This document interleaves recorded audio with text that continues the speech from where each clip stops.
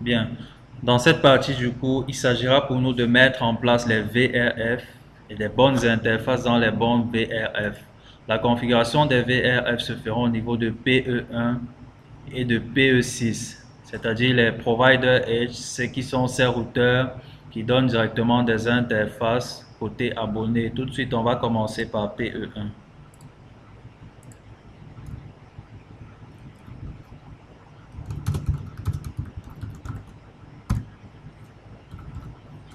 Tout à l'heure, on a expliqué ce qu'était le route distinguisher, à quoi il servait.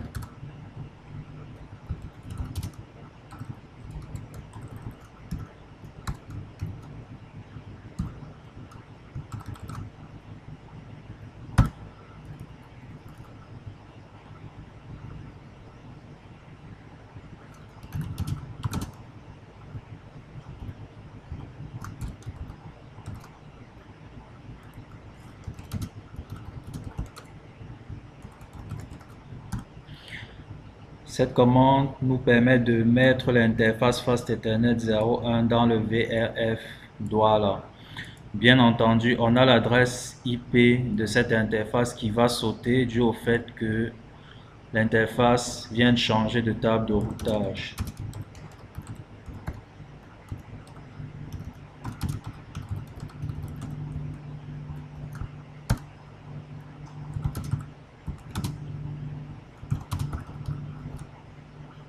On voit bien que le VRF Douala a été créé avec un route distinguisher de 111.111 et l'interface Fast Ethernet 01 appartient à ce route distinguisher.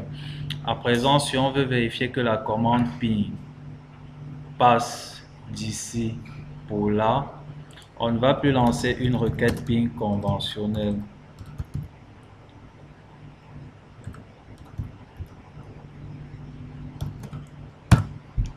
Parce que ça va pas passer. Ayant changé de table de routage, il faut la commande qui va avec.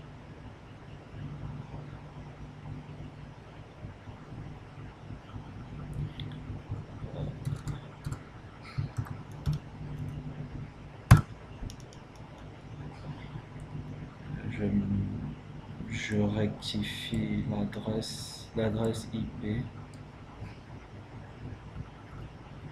et je vous montre la commande à taper.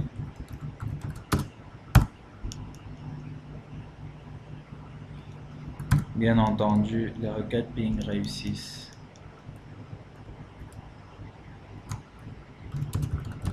On va à présent créer notre table de routage ou notre VRF Yaoundé.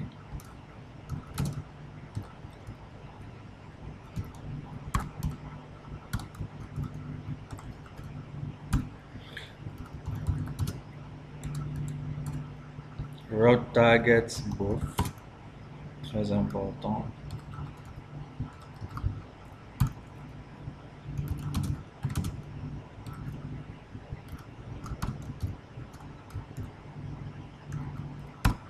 C'est-à-dire cette interface-ci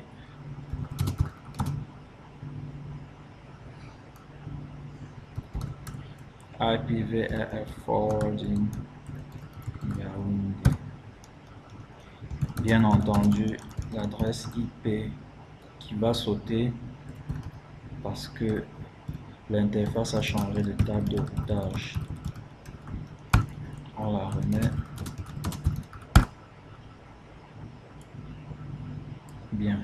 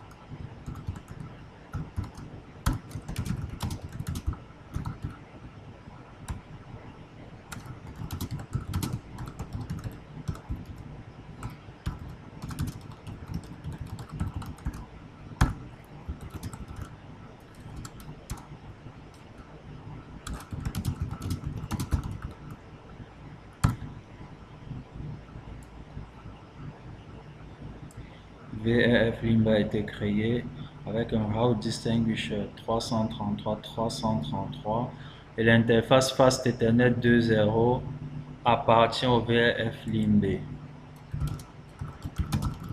On peut enregistrer notre configuration.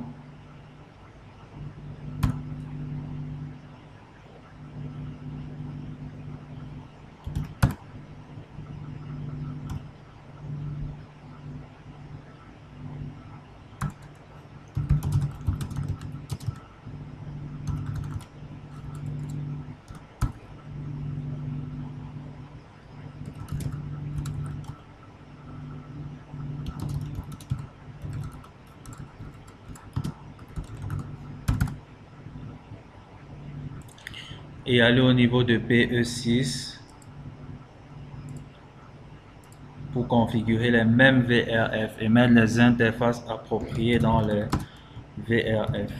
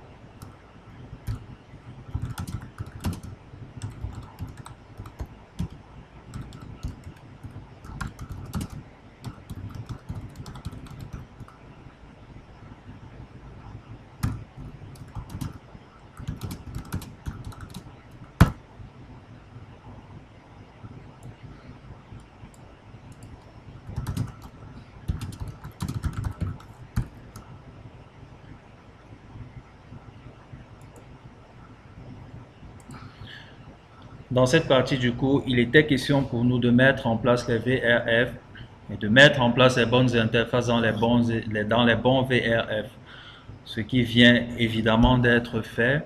Donc on va passer à la partie suivante de ce cours qui est la mise en place du protocole de routage CEPE.